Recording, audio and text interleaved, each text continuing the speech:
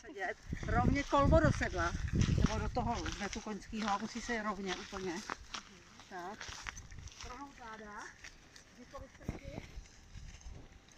Joey, běž domů. Běž.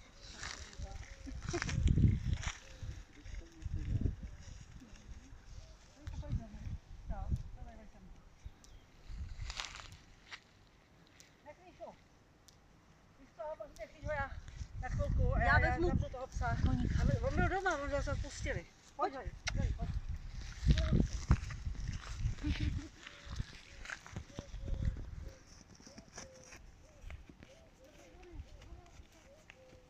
Tak já ti Miky nic neřeknu, jak se tam sedět na koni. Já to vím, ale já to neumím učit.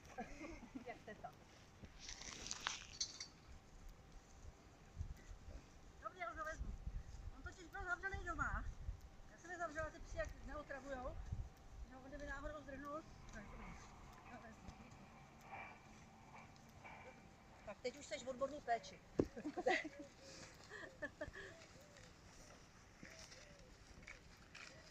Tak co, líbí se ti to? Jo.